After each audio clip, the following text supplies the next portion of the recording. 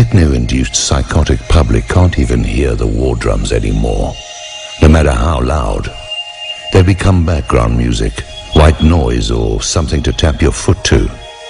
With sadistic glee still warm over Gaddafi's public torture and execution through the streets of Libya, the bloodthirsty, mind-controlled Western public will counter Syrian overthrow a nice after-dinner mint, while monstrous illegal death drone attack reports on innocent civilians in Pakistan and Somalia are savored pastries while sipping their morning coffee. A monstrous world unleashed while citizens nod and sway to the rhythm of dystopian mechanized war and control. Such as today's surreal world environment. 10 years of genocidal wars, and now these latest barbaric atrocities in Libya have made their inroads even broader in the Middle East and even more in the human mind. And as they continue their saber-rattling and massive propaganda campaigns, little do people realize they're garnering a tsunami of unspoken public permission with each passing day.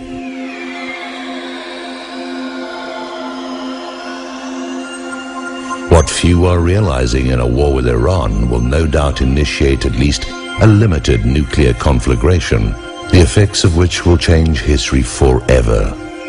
Diabolically couched as a preemptive strike on a rogue nation to save Israel and US interests, such a move will inevitably draw China and Russia into the conflict. Don't think so? When you come to realize that's exactly what they want, that's when you'll know you're waking up. When you know a new world order is the desired outcome, you realize the old world order needs to be debunked, crippled and reset. The global financial and economic structure has been brought to the brink.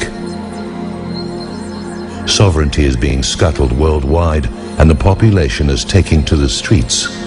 Need I say more? Well, Israel is one of the loudest voices calling for a tougher line on Iran's nuclear program, but Israel's own nuclear capability has never been put to inspection.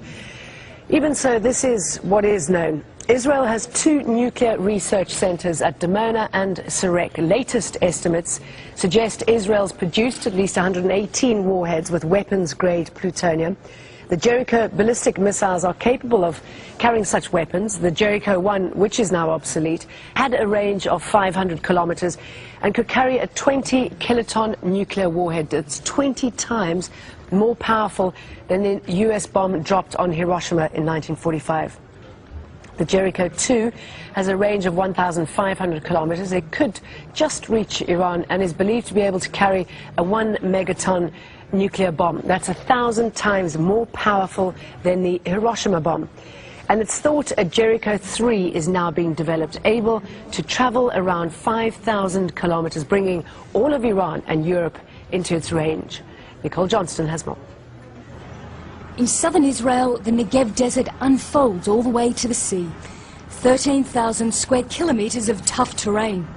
Out here in the middle of the baking desert is probably the perfect place for Israel to put something that it doesn't want the rest of the world to know about, and it certainly doesn't want the rest. And that something is the Nuclear Research Center Negev, also called Dimona.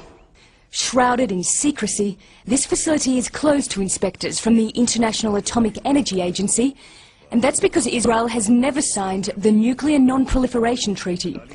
John Large is a nuclear expert and says despite the election of President Obama in the US, it's unlikely Israel will ever come clean about exactly what goes on at Dimona. You can't change the lobby, the industrial military complexes of America, that incredibly powerful political group.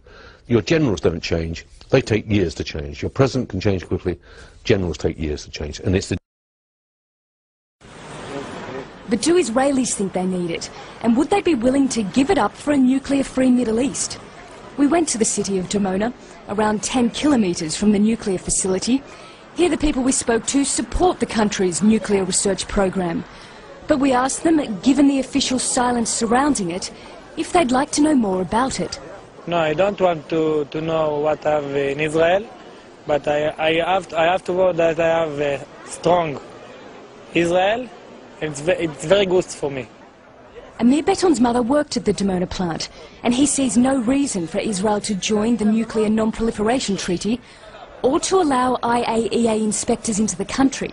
If it's come all the inspectors over there, all the country can see what you have over there. It's not good. But not everyone we met was content to stay in the dark about Dimona. I think some more information about it would be good. I think it'll be progressive. I think it'll be very essential if we get a little more information. That way we can know what we're dealing with. Israel maintains an official policy of ambiguity, neither admitting or denying it has nuclear weapons. The work at the Dimona facility is secret and its employees silent. Analysts say Israel is not developing its nuclear program on its own. So clearly to maintain and develop its nuclear weapons and its missile and delivery system requires overseas help. And that overseas help, although it's clandestine, clearly has some sort of state assurance behind it. The city of Dimona is as close as you'll get to Israel's research centre.